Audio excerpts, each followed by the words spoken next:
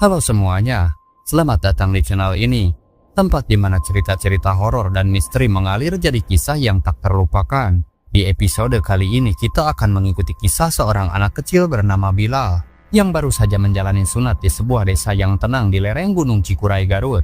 Awalnya semua terlihat biasa saja, tapi malam harinya tepat jam 1 dini hari, Bilal tiba-tiba menangis histeris tanpa air mata sambil berteriak-teriak ingin pergi ke makam seseorang. Apa yang sebenarnya terjadi? Kenapa pintu rumah tiba-tiba terbuka sendiri? Dan kenapa semua orang yang ada di rumah itu ikut merasakan teror yang sama? Sekarang duduk yang tenang, matikan lampu, dan biarkan cerita ini membawamu menyusuri lorong sunyi antara dunia nyata dan dunia yang sudah lama menunggu. Lalu selamat mendengarkan.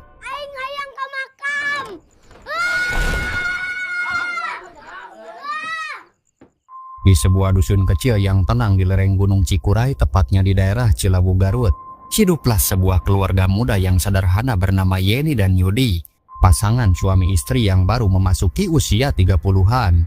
Mereka tinggal di rumah kayu panggung peninggalan orang tua mereka, bersama putra sematawayangnya yang baru berusia 5 tahun bernama Bilal.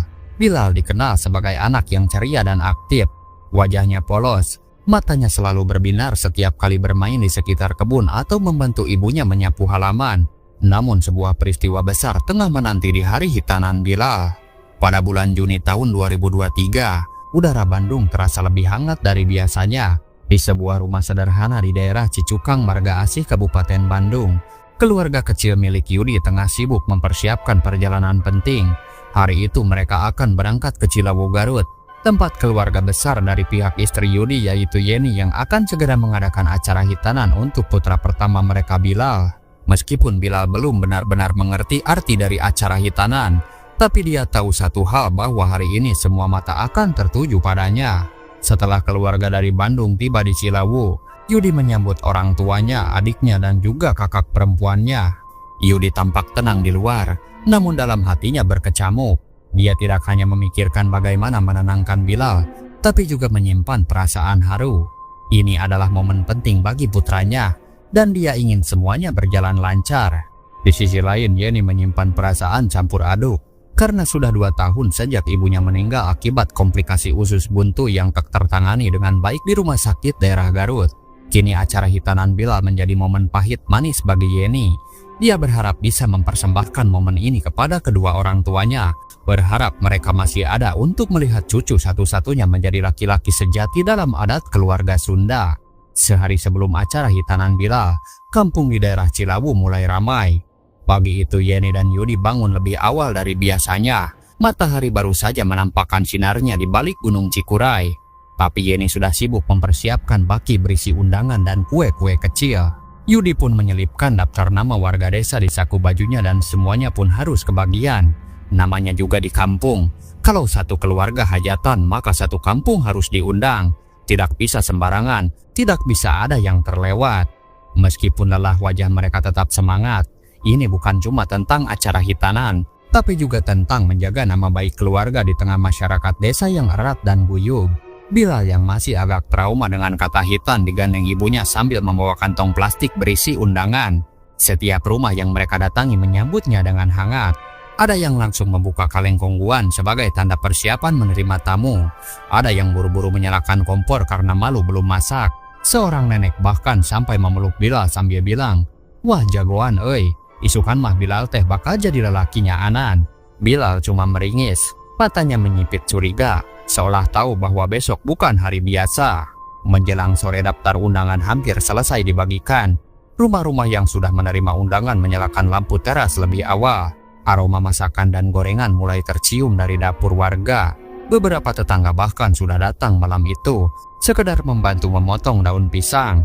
Di halaman rumah keluarga Yeni, para ibu-ibu mulai menggiling bumbu, dan para bapak sibuk memotong bambu untuk penyangga tenda.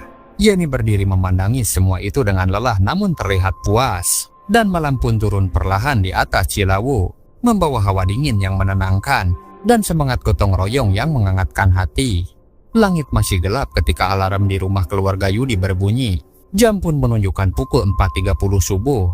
Suara kokok ayam belum terdengar, tapi di dalam rumah suasana sudah penuh ketegangan. Yeni dengan hati-hati membangunkan Bilal yang masih terlelap dalam balutan sarung. Bilal membuka mata perlahan, tapi begitu sadar tujuan mereka, dia langsung menarik selimut hingga menutup kepala. Yudi pun masuk ke kamar sambil membawa jaket kecil. "Ayo jagoan, kita pergi sekarang biar cepat selesai. Terus kita pulang makan ayam goreng sama es krim." Dengan wajah cemberut dan mata setengah menangis, Bilal akhirnya mau beranjak dari tempat tidur. Dia digendong Yudi keluar rumah, masih mengenakan sarung, peci, dan jaket tebal karena udara pagi di Cilawu sangat dingin. Dan untungnya ada mobil keluarga di Bandung yang sudah siap di halaman. Ayah Yudi pun ikut mengantar dan duduk di samping supir bersama Bilal yang inginnya duduk di depan. Di sepanjang perjalanan menuju pusat hitan di Garut Kota, suasana di dalam mobil ceria sambil mendengarkan musik di radio. Dan sesampainya di tempat tujuan, suasana di sana sudah ramai. Beberapa anak lain seusia Bilal tampak duduk menunduk dengan wajah pucat. Ada yang didampingi ibunya, ada juga yang masih digendong kakeknya. Bilal pun memeluk erat lengan Yeni saat namanya dipanggil. Yeni pun memeluknya dan berbisik, "Tidak apa-apa nak, jangan takut. Ini bukan tentang jadi berani atau tidak, tapi supaya kamu jadi laki-laki yang kuat seperti ayah." Dengan langkah kecil dan ragu-ragu, Bilal berjalan masuk ke ruangan tindakan. Yeni pun menunggu di luar, menggenggam tas kecil yang berisi baju ganti dan perban. Yudi pun berdiri di sampingnya, tetapi di dalam hatinya dia berdoa dengan kencang. 15 menit kemudian pintu pun terbuka. Bilal keluar digendong petugas. Matanya basah tapi senyap, tidak ada jeritan, hanya pandangan kosong seperti baru pulang dari medan perang. Yudi dan Yeni langsung menyambutnya. Jelas ayah Yudi, kakak perempuan Yudi pun bahagia karena hitanan tidak ada kendala. Seperti halnya anak kecil lain, Bilal ingin mainan mobil beko dan juga robot-robotan. Dan Yeni serta Yudi tanpa pikir panjang langsung membelikannya, karena di sana banyak pedagang mainan yang saling menawarkan. Setelah itu mereka pun akan melanjutkan pulang ke Cilawu. Meski Bilal masih cemberut dan sedikit menangis, alhamdulillahnya dia berhasil melalui proses hitan dengan selamat. Beberapa jam setelah pulang dari Garut Kota, suasana rumah Yudi dan Yeni di Cilawu mulai kembali ramai. Meski Bilal masih terbaring lemas di atas kasur dengan bantal bertumpuk di bawah punggungnya, suara riuh dari halaman depan sudah terdengar. Tenda sederhana dipenuhi para tetangga dan tamu undangan. Begitu juga adik Yudi dan ibu Yudi yang sudah menyambut serta menyiapkan segala keperluan acara. Di ruang tengah beberapa tokoh agama dari kampung mulai berdatangan satu persatu. Mereka pun duduk melingkar. Beberapa menyuapkan kue dan gorengan. Sementara teko kopi hitam panas terus mengalir dari dapur. "Bilal ayeuna mah geus lalaki," ucap salah satu ustadz sambil tersenyum. Yudi pun hanya tertawa sambil menyuguhkan sepiring makanan. Yeni datang dari dapur membawa nampan besar berisi nasi liwet, ayam goreng, sambal lalapan, dan kerupuk. Para ajengan memakannya dengan santai, sambil terus berbincang ringan soal anak, soal kampung, dan tentu saja soal masa depan Bilal. Sementara itu Bilal di dalam kamar mulai mengangkat kepalanya perlahan.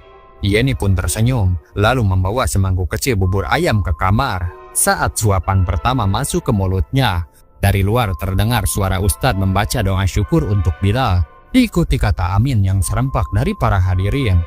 Amin. Dan di tengah keramaian itu, Yudi menatap Yeni sambil berbisik, "Hari ini Bilal bukan cuma dihitan, dia juga tumbuh sedikit lebih besar." Yeni pun mengangguk, matanya berkaca-kaca, dan mereka pun tumbuh sebagai orang tua.